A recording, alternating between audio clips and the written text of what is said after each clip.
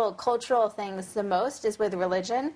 So if I'm dating someone from the States, he's Buddhist, and I just think that's where I feel the cultural difference is the most, is that there's just no common background knowledge, I guess, to work from. So to sort of explain Christianity from scratch is a bit of a tall order, I say. Religion is always a tricky, in any society, religion is always tricky, but it seems, my impression is China, I wouldn't say, especially like I said, if they're Buddhist or so on, it's not, religion is not such a major issue, I think, in Chinese culture. I think for the younger generation, it's not so much an issue. If you take, for example, my boyfriend's parents, especially his mother, she, for me, it's like, I mean, it's border mysticism.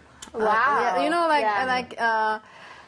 you need to have this on your dress, or oh wow, it's like, okay, sort of so it protects you and some things like that. But my boyfriend is a bit Buddhist. It's like, you know, mine too. Yeah, no, you know the kind of it's like you say, okay, if it doesn't do good, it will not do bad. Kind of thing. Yeah, he says, oh, we have an expression, it's just sort of like, as long as Buddha's in your heart, that's good enough. That's okay. And so I think it's hard for him to see how I order my thinking around my relationship with God and all that stuff, because Christianity is very important to me, and he's kind of a little bit wary of that. He's, what are you doing with this whole Christianity thing? Yeah. So they're very interesting conversations to have, though.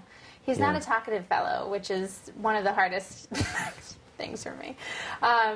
But when we do have these discussions, I find them so interesting to have them with someone from just such a different perspective.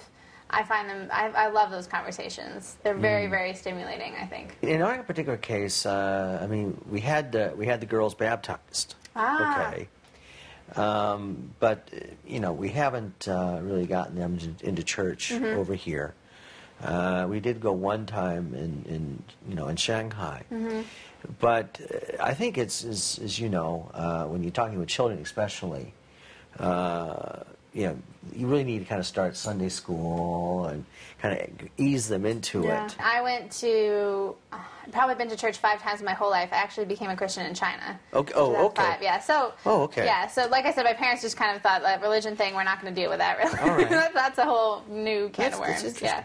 Yeah, so it's there, and it was interesting having that conversation with him, too.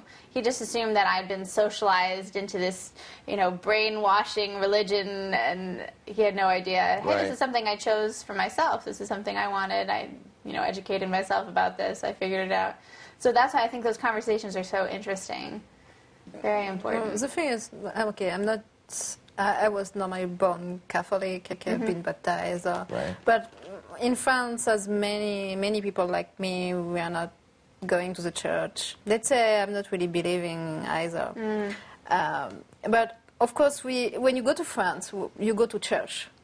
You go to visit churches because it's a very beautiful. Right, you have beautiful churches. It's really nice architecture and it's really interesting. And so each time we were going in one church, he said, "Oh, this guy is there again." Who's this guy? No, he knows a bit because I explained. I mean, no, in fact, my parents explained because I didn't go to any Sunday school or whatever. So I have no culture. I mean, I've got a little bit the basic one, but my parents explain, and but he's saying it's a bit of kind of sad, you know. Each time you go to a church, you see this poor guy up there crucified. It's like, it is a bit sad. It could be sad, not very nice. Yeah. So yeah.